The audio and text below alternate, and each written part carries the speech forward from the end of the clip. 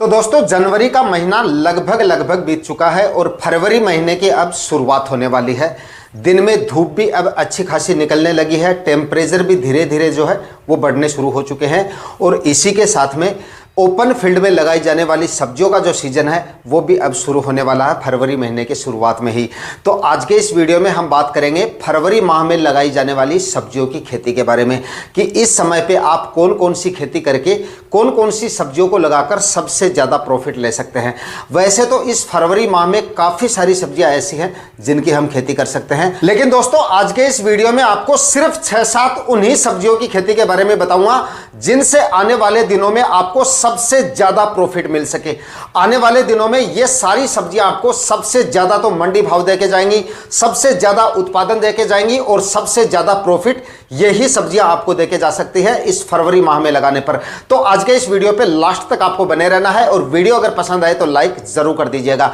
जो किसान भाई चैनल पे नए हैं या सब्सक्राइब नहीं किया वो चैनल को भी सब्सक्राइब कर ले ताकि खेतीबाड़ी से रिलेटेड वीडियोज आपको समय समय पे मिलते रहे। नमस्कार दोस्तों, मेरा नाम है सुरेश और आप देख रहे हैं खेत किसान झुंझुनू। दोस्तों सब्जियों की खेती से सबसे ज्यादा पैसे वही किसान भाई कमाते हैं जो सही समय पर सही फसल का चुनाव करते हैं, तभी उनको अच्छे मंडी भाव मिल पाते हैं। खैर उत्पादन तो बाद में भी उनको मिल जाता है, लेकिन मंडी भाव सबसे ज़्यादा उनको तभी मिल पाते हैं जब वो सही समय पर सही फसल का चुनाव करते हैं।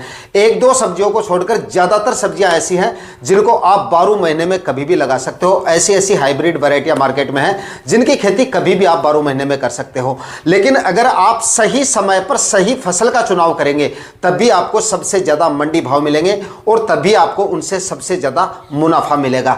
तो हमारा यह हमेशा प्रयास रहता है कि जो किसान भाई हमसे जुड़े हैं उनको ऐसी ऐसी सब्जियों के बारे में जानकारी दी जाए, सही समय पर सही फसल के बारे में बताया जाए ताकि सब्जियों की फसलों से वो ज़्यादा से ज़्यादा मुनाफा निकाल सके।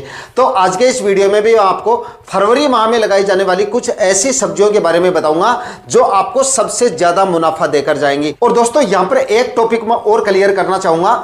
आजकल आपने भी नोटिस किया होगा कि ज़्यादातर किसान भाई क्या करते हैं, इन सब्जियों की खेती अगेती ज़्यादा करने लगे हैं। अगेती सब्जियों पे सबसे ज़्यादा विश्वास करते हैं, पछेती सब्जियां कम लगाते हैं या सीजन में सब्जियों की खेती काफ़ी कम होने लगी है। यानी कि आपने पिछले कई सालों में देखा होगा कि फरवरी महीने में सब्जियों की खेती काफ़ी कम की जाती है।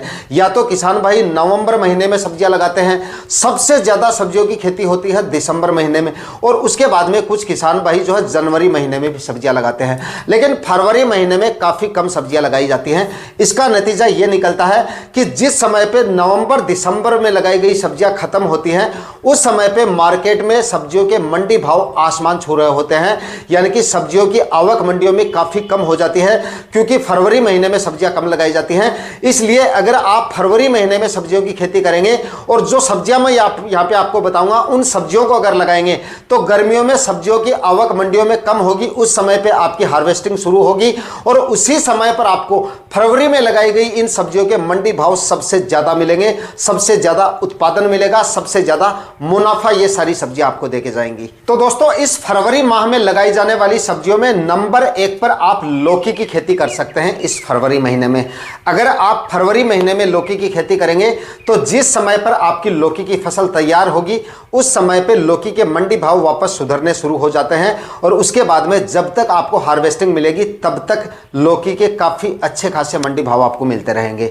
लौकी की फसल ज़्यादातर किसान भाई, मैंने शुरू में क्लियर कर दिया था कि नवंबर दिसंबर में ज़्यादातर किसान भाई इसकी खेती कर लेते हैं, उसके बाद में फरवरी महीने में काफ़ी कम इसको लगाया जाता है। तो जिस समय पे आपकी लौकी तैयार होगी उस समय पे मंडियों में इसकी आवक काफ़ी कम हो जाएगी।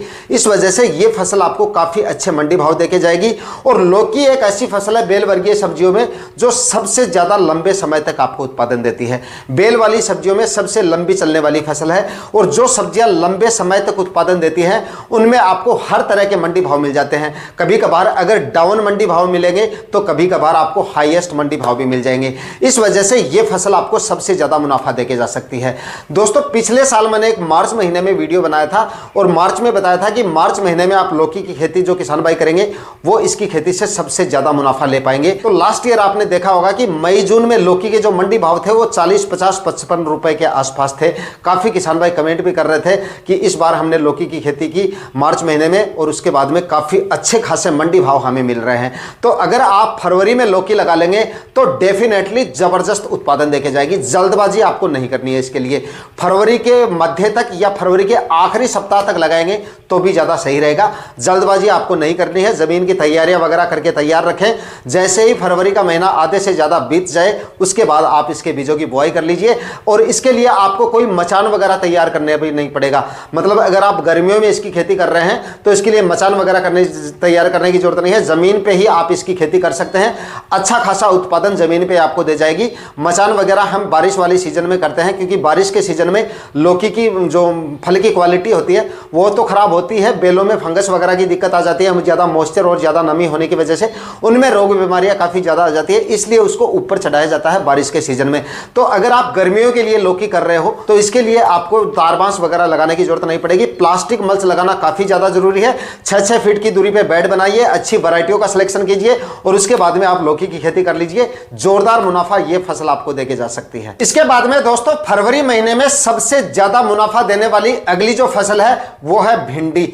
इस फरवरी महीने में आप भिंडी की खेती भी कर सकते हैं और खेती नहीं कर सकते अच्छा मुनाफा भी इससे आप ले सकते हैं क्योंकि आने वाले दिनों में इसके भी आपको काफ़ी ज़बरदस्त मंडी भाव मिलने वाले हैं।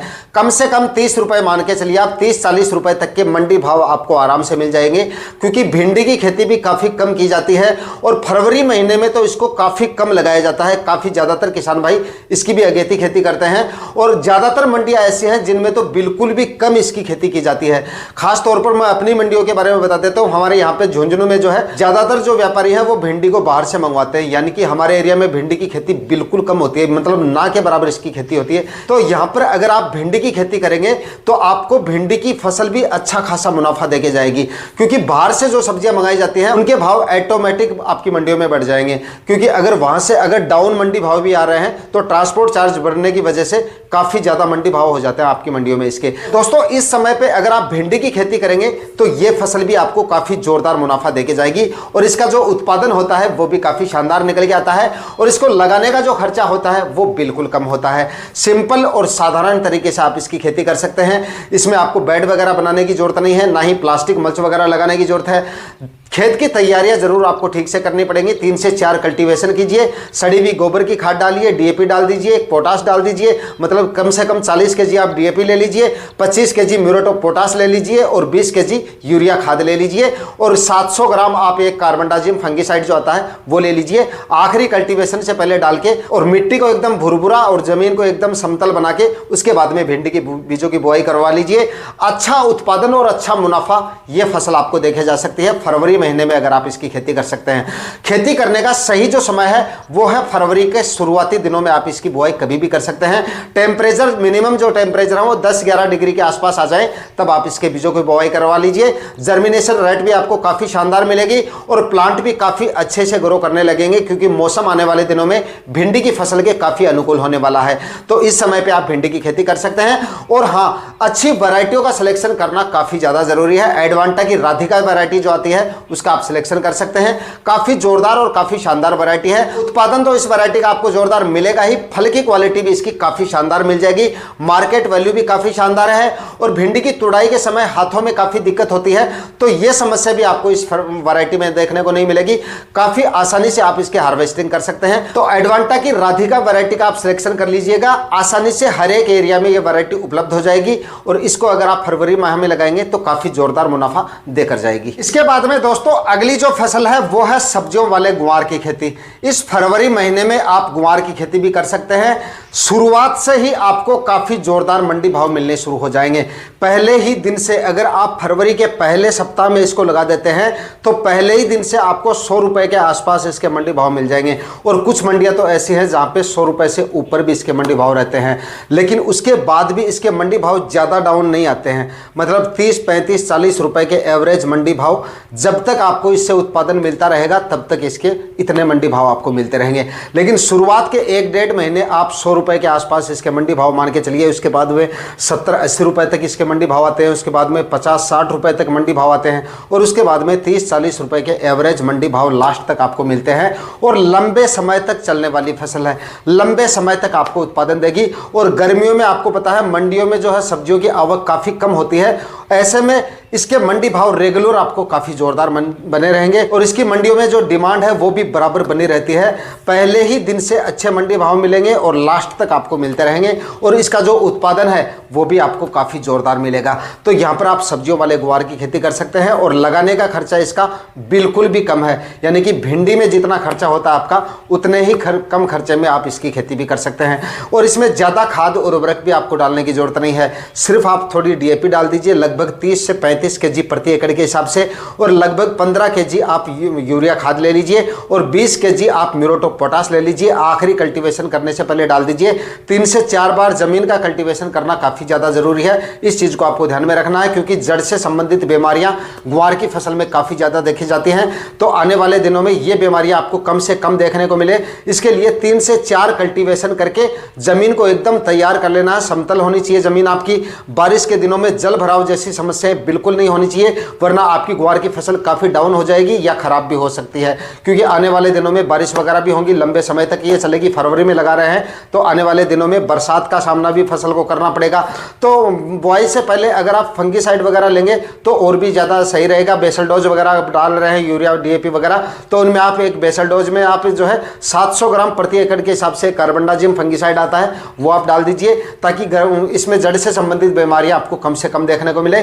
केवल यही सावधानी आपको रखनी है और कोई ज़्यादा रोग बीमारियां इसमें नहीं देखी जाती हैं, ना ही किसी तरह के फर्टिगेशन वगैरह करने पड़ेंगे, वरना सब्जियों की जो फसलें होती हैं उनमें अनगिनत खर्चे होते हैं। हार्वेस्टिंग तक आपको खर्चे करने पड़ते हैं, उसमें स्प्रे लेने पड़ते हैं बार बार उनमें आपको फर्टिगेशन लेके चलने पड़ते हैं, लेकिन इसमें ऐसा कुछ नहीं है। अच्छे तो मंडी भाव मिलेंगे, अच्छा उत्पादन मिलेगा और इसी के साथ में खर्चा आपका काफी कम होने वाला है। तो ग्वार की फसल अगर इस समय पे आप करेंगे तो काफी जोरदार मुनाफा ये फसल भी आपको देखे जा सकती है अगर आप फरवरी के पहले सप्ताह में इसकी बुआई कंप्लीट कर लेते हैं। इसके बाद में दोस्तों अगली जो फसल है वो है करेले की खेती।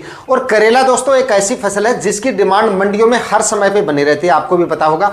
इसके मंडी भाव कभी भी ज्यादा डाउन नहीं आते हैं, यानी कि ज्यादातर सब्जियां ऐसी होती हैं जिनके मंडी भाव 10-11 या 5-6 रुपए केजी भी आ जाते हैं, लेकिन करेले में इस तरह की समस्याओं का आपको सामना नहीं करना पड़ेगा। मतलब इतने ज्यादा डाउन मंडी भाव आपको देखने को नहीं मिलेंगे, हर समय पे इसकी डिमांड बनी रहती है। और जो बड़ी सिटी होती हैं, मेट्रो सिटी वगैरह अगर आपके आसपास लगती है तो भाई आपके करेले के मंडी भाव आपको सबसे ज्यादा मिल सकते हैं। जो किसान भाई नवंबर, दिसंबर या जनवरी में करेला लगाते हैं उनको तो इसके मंडी भाव काफी जोरदार मिलते हैं, मतलब 60, 65, 70 रुपए तक मिल जाते हैं।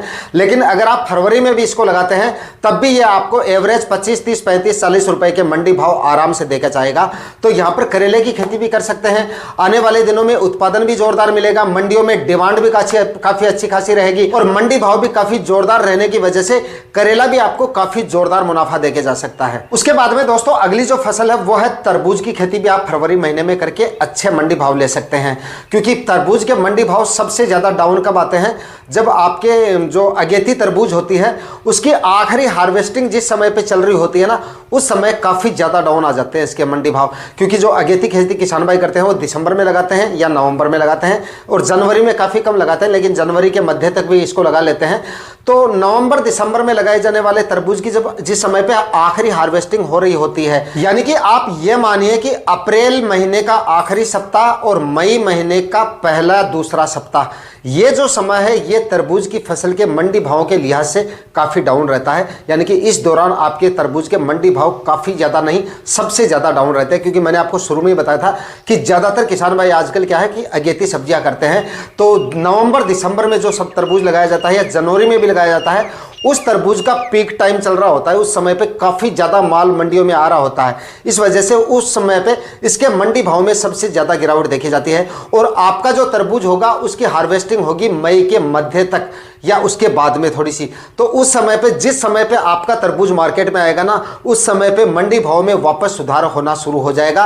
और तरबूज एक ऐसा फल है जिसकी गर्मियों में डिमांड सबसे ज्यादा रहती है। जिस समय पे टेम्परेचर एकदम पूरे बढ़ जाते हैं और लू वगैरह चलनी शुरू हो जाती है, तो उस समय पे तरबूज को सबसे ज्यादा पसंद किया जाता है। तो ऐसे में आपके तरबूज के मंडी भाव जो है वो आपको काफी जोरदार मिलने शुरू हो जाएंगे, मंडी भाव भी जोरदार मिलेंगे और उत्पादन तरबूज का काफी जोरदार निकल के आता है। तो इस समय पे तरबूज की खेती से भी आपको जोरदार मुनाफा मिल सकता है। इसके बाद में दोस्तों अगली जो फसल है वो है देसी टिंडे की खेती। इस समय पे आप देसी टिंडे से भी अच्छे खासे पैसे कमा सकते हो।